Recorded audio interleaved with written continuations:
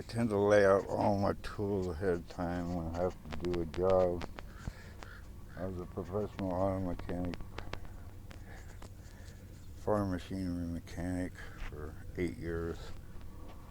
Main thing you have to be careful of when working with batteries, having any long piece of metal that could short out between the positive and negative terminals. If you do that, you're going to get a nasty spark and the battery can blow up. Let's see. I like to listen to some music while I'm working. I don't even know if that's going to play well on this, but the batteries in there are sure going to work because they're solar powered.